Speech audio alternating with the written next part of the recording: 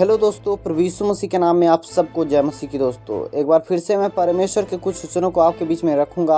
आप सभी इन वचनों को ध्यान से सुनिएगा और समझने की पूरी कोशिश करेगा। दोस्तों आज हम पढ़ेंगे व्यभिचार के विरुद्ध चेतावनी, जो कि हम नीति वचन में पाएंगे। दोस्तों इस बात को नीति वचन अध्याय 5 उसकी 1 आयत से 23 आयत में लिखा है। आप सभी इन वचनों को ध्यान से सुनिए और समझने की पूरी कोशिश करिए। तो आइए इन वचनों को पढ़ते समय समझेंगे भी। हे मेरे पुत्र, मेरी बुद्धि की बातों पर ध्यान दे और मेरी समझ की ओर कान लगा, जिससे तेरा विवेक सुरक्षित बना रहे और तू ज्ञान के वचनों को थामे रहे। क्योंकि पराई स्त्री के ओठों से मधु टपकता है और उसकी बातें तेल से भी अधिक चिकनी होती हैं। दोस्तों परमेश्वर का वचन कहता है आप इस बुद्धि की बातों को ध्यान से सुने और समझें कि परमेश्वर का वचन क्या कहता है, तभी आपका विवेक जो है सुरक्षित बना रहेगा। और जो कुछ भी परमेश्वर का वचन आप जानते हैं उन वचनों पे आप चलते रहिए। क्योंकि दोस्तों अगर आपके अंदर बुद्धि नहीं रहेगा, परमेश्वर के वचन नहीं रहेंगे, तो पराई स्त्री की ओर से जो मधु टपकता है, जो उससे अच्छी बातें निकलती हैं, वो आपको जाल में फंसा देती हैं। वो अच्छी नहीं बल्कि चिकनी चोपड़ी बातें होती हैं जो हमें फंसाने में अच्छे तरीके से कामयाब हो जाती हैं।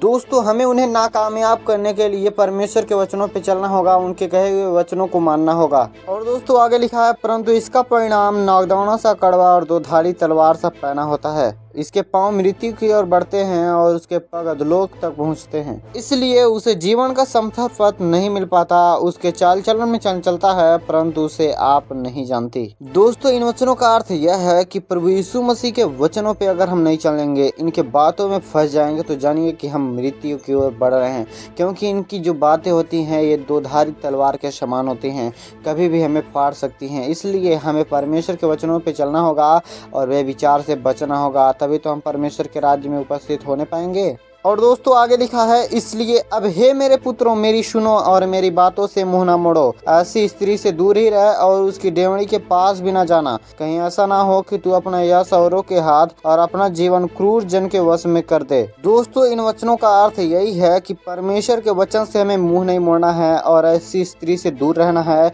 उनके पास भी नहीं जाना है हमें। और दोस्तों इस बात को भी लिखा गया है कि अपना जीवन क्रूर जन के वश में न कर दे। मतलब कि दोस्तों हमें अपने जीवन को बचाना है इन लोगों से, इन व्यभिचारी लोगों से। क्योंकि दोस्तों इन जैसी स्त्रियों के मुंह से बहुत ही चिकनी चुपड़ी बातें निकलती हैं, जिनकी बातों में हमें फंसना नहीं है। और फिर दोस्तों 10 आयत में लिखा है, या पराये तेरी कमाई से अपना पेट भरें और परदेशी मनुष्य तेरे परिश्रम का फल अपने घर में रखे। दोस्तों इस बात को भी परमेश्वर का वचन हमें बताता है कि हमारा जो कमाई है वो लोग यहाँ से लूटने ना पाए हमसे।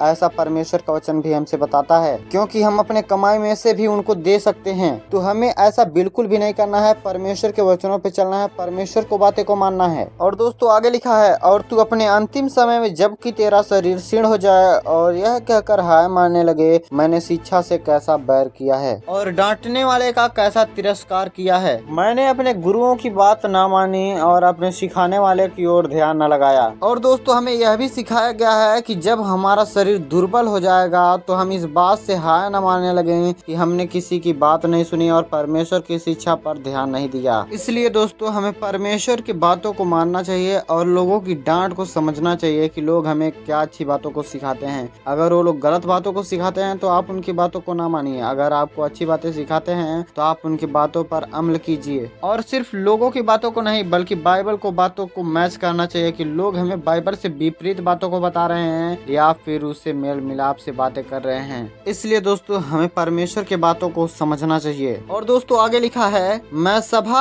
और मंडली के बीच में प्राय सब बुराइयों में जा पड़ा। तू अपने ही कुंड से पानी और अपने ही कुएं के सोते का जल पिया करना। क्या तेरे सोते का पानी सड़क में और तेरे जल की धारा चौकों में बह जाने पाए? यह केवल तेरे ही लिए रहे और तेरे संग औरों के लिए ना रहे। तेरा सोता धन रहे और अपनी जवानी की पत्नी के साथ आनंदित रहे। प्रिय हरिणी या सुंदर संभारणी के समान उसके स्तन सर्वदा तुझे संतुष्ट रखे और उसी का प्रेम नित्य तुझे आकर्षित करता रहे। दोस्तों हमें बाइबल की शिक्षा बताती है कि हमें बेविचार नहीं करना चाहिए और अपनी पत्नी के साथ आनंदित रहें और परमेश्वर के वचनों पे चलते रहें। और दोस्तों आगे लिखा है, हे मेरे पुत्र तू अपरिचित स्त्री पर क्यों मोहित हो और पराई को क्यों छाती से लगाए? क्योंकि मनुष्य के मार्ग यहोवा की दृष्टि में छिपे नहीं हैं और वह उसके सब मार्गों पर ध्यान करता है।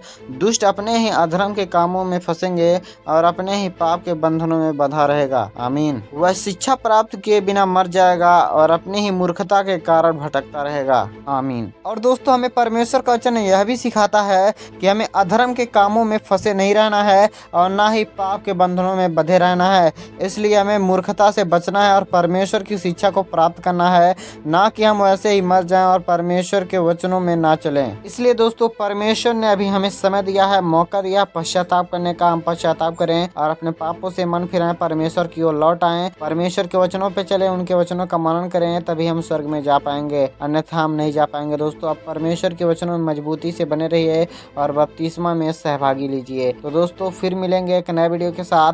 तब तक के लिए आप सबको जय मसीह की।